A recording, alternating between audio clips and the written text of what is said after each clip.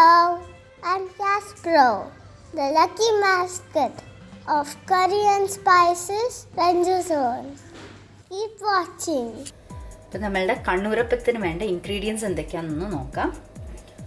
ഇപ്പോൾ ഫസ്റ്റ് പച്ചരി ഒരു 3-4 മണിക്കൂർ ഞാൻ വെള്ളത്തിൽ സോക്ക് ചെയ്തിട്ട് ഒന്ന് വാഷ് ചെയ്തെടുത്തതാണ്. ഇപ്പോൾ പച്ചരിക്ക് പകരം നിങ്ങൾക്ക് ഏത് ടൈപ്പ് വൈറ്റ് റൈസ് വേണമെങ്കിലും എടുക്കാം. അപ്പം 1 കപ്പ്, അതായത് 250 ml ഗ്ലാസിൻ്റെ 1 കപ്പ് അരിയാണ് ഞാൻ എടുത്തിട്ടുള്ളത്. പിന്നെ ചോറ് 1/2 കപ്പ്. ഇപ്പം നമ്മൾ ഏത് കപ്പിലാണോ ഇപ്പം അരിയുടെ മെഷർമെൻറ്റ് എടുത്തിട്ടുള്ളത് ആ സെയിം കപ്പിൽ തന്നെ ബാക്കി എല്ലാത്തിൻ്റെയും എടുക്കണം. മൈദ 1/4 കപ്പ്. പിന്നെ പഞ്ചസാര ഞാനിപ്പോൾ ഒരു 5 ടേബിൾ സ്പൂൺ എടുത്തിട്ടുണ്ട്. അത് അവരവരുടെ മധുരം അനുസരിച്ചിട്ട്. ഇപ്പം നമ്മളൊന്ന് അരച്ച് കഴിഞ്ഞതിന് ശേഷം ഇപ്പം നിങ്ങൾക്ക് മധുരം കുറവാണ് എന്ന് തോന്നുകയാണെങ്കിൽ കൂടുതലിടാം. അത് അവരവരുടെ ഇഷ്ടത്തിന് ഒരു 4-5 ടേബിൾ സ്പൂൺ പഞ്ചസാര മതിയാവും. ഏലയ്ക്ക ആവശ്യത്തിന് ഞാനൊരു 4-5 എണ്ണം എടുത്തിട്ടുണ്ട്. പിന്നെ ബേക്കിംഗ് സോഡ ഒരു 1/4 ടീസ്പൂൺ, ഉപ്പ് 1 പിഞ്ച്, പിന്നെ വെള്ളം 1 കപ്പ്. ഫ്രൈ ചെയ്യാനായിട്ട് ഓയിൽ, അത് ഏത് ഓയിൽ വേണമെങ്കിലും എടുക്കാം. ഞാനിപ്പം വെളിച്ചെണ്ണയാണ് എടുക്കുന്നത്. അപ്പം ഇത്രയാണ് നമ്മളുടെ കണ്ണൂരപ്പത്തിൻ്റെ ഇൻഗ്രീഡിയൻസ്. ഇനി നമ്മൾ അപ്പത്തിനൊക്കെ അരച്ചെടുക്കണ പോലെ ഒന്ന് അരയ്ക്കുക. ആദ്യം പച്ചരി, പിന്നെ ചോറ്, മൈദ. ഇനി ഏലയ്ക്കൊന്ന് ഞാൻ പൊട്ടിച്ചിടുകയാണ്. നിങ്ങളുടെ കയ്യിൽ ഏലക്ക പൊടിച്ചതുണ്ടെങ്കിൽ അതിട്ടാൽ മതി. ഒരു 1/2 ടീസ്പൂണോളം ഏലക്ക പൊടിച്ചത് ഇട്ടാലും മതി. പഞ്ചസാര.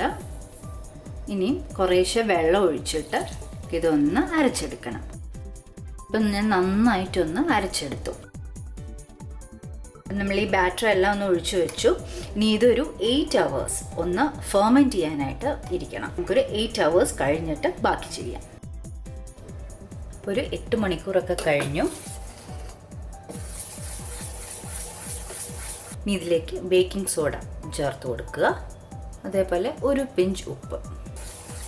നമ്മൾ ഏത് മധുര പലഹാരം ഉണ്ടാക്കുമ്പോഴും 1 പിഞ്ച് ഉപ്പ് ഇടുന്നത് നല്ലതാണ്, മധുരമായിട്ടൊന്ന് കോമ്പൻസേറ്റ് ചെയ്യാനായിട്ട്. ഇനി നന്നായിട്ടൊന്ന് മിക്സ് ചെയ്യുക. നമ്മൾ ഈ ബാറ്റർ കുറച്ചൊന്ന് തിക്കാണ് എന്ന് തോന്നുകയാണെങ്കിൽ കുറച്ച് വെള്ളം ചേർക്കാം. അതല്ല കുറച്ച് പാല് വേണമെങ്കിലും ചേർത്ത് കൊടുക്കാം. പാലാവുമ്പം നമ്മുടെ അപ്പത്തിൻ്റെ ടേസ്റ്റ് കുറച്ചുകൂടെ കൂടും. ഇപ്പം ഈ ബാറ്ററിൻ്റെ കൺസിസ്റ്റൻസി കറക്റ്റാണ്. ഇങ്ങനെ മതി. അധികം ഭയങ്കരമായിട്ട് കട്ടിയും വേണ്ട. നമ്മുടെ ദോശമാവൊക്കെ ഇരിക്കില്ലേ, അതേപോലെയാണ്. ഇനി ഇതൊരു 10 മിനിറ്റ് ബേക്കിംഗ് സോഡയൊക്കെ ചേർത്തതിന് ശേഷം ഒരു 10 മിനിറ്റ് ഒന്ന് ഇങ്ങനെ വെക്കണം. അപ്പം ആ സമയത്ത് നമ്മളുടെ എണ്ണയൊക്കെ ഒന്ന് ചൂടാക്കാൻ വെക്കാം. നമ്മുടെ ഉണ്ണിയപ്പച്ചട്ടി ഒന്ന് ചൂടാക്കാൻ വെച്ചു. ഉണ്ണിയപ്പമൊക്കെ ഉണ്ടാക്കണ പോലെ തന്നെ എണ്ണ ഒഴിച്ചു കൊടുക്കുക. ആദ്യം നമുക്കൊന്ന് ഹൈ ഫ്ലെയിമിൽ തന്നെ ഇടാം. എണ്ണ ഒന്ന് ചൂടായതിന് ശേഷം മീഡിയം ഫ്ലെയിമിലോട്ട് ആക്കാം. അപ്പം എണ്ണ നന്നായിട്ടൊന്ന് ചൂടായി. ഞാൻ മീഡിയം ഫ്ലെയിമിലോട്ട് ആക്കിയിട്ടുണ്ട്. ഇനി നമുക്ക് ഈ മാവ് ഒന്ന് ഒഴിച്ചു കൊടുക്കുക.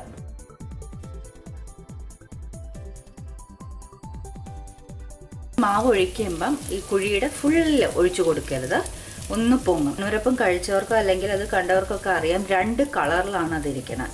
അപ്പം അങ്ങനെ ചെയ്യണമെങ്കിൽ ഒഴിച്ചുപാട് ഫസ്റ്റ് ഒഴിച്ച അപ്പം ഒന്ന് മറിച്ചിട്ട് കൊടുക്കണം. ഈ സൈഡ് നമുക്ക് വൈറ്റ് കളറിലാണ് ഇരിക്കേണ്ടത്.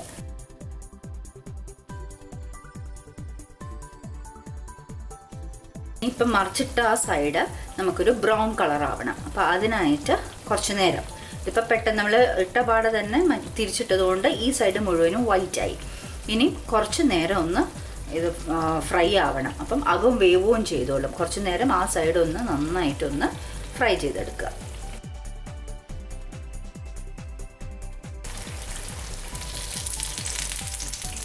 അപ്പം ഇതേപോലെയാണ് ഒരു സൈഡ് ബ്രൗണും മറ്റേ സൈഡ് വൈറ്റും ആയിട്ടാണ് നമ്മളുടെ കണ്ണൂരപ്പം ഇരിക്കുക.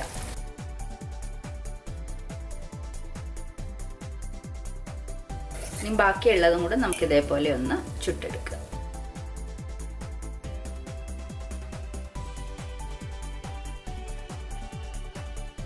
ഇതേപോലെയാണ് നമ്മളുടെ കണ്ണൂരപ്പം ഇരിക്കുന്നത്.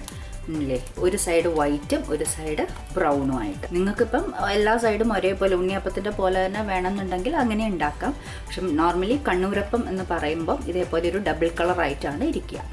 അപ്പം അങ്ങനെ നമ്മളുടെ കണ്ണൂരപ്പം എല്ലാം ഉണ്ടാക്കി കഴിഞ്ഞു.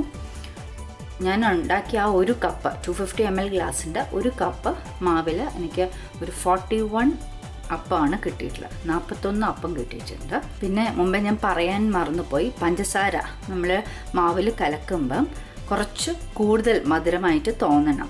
ഇല്ലയെന്നുണ്ടെങ്കിൽ അപ്പം ഉണ്ടാക്കുമ്പോൾ മധുരം കുറയും. ഇതെല്ലാവർക്കും അറിയുന്ന കാര്യമാണ്. നമ്മൾ ഏത് അപ്പം എന്തുണ്ടാക്കുകയാണെങ്കിലും ആ മാവിൻ്റെ മധുരത്തിനെക്കാട്ടിലും കുറച്ചുകൂടെ കുറയും നമ്മളത് ഉണ്ടാക്കുമ്പോൾ.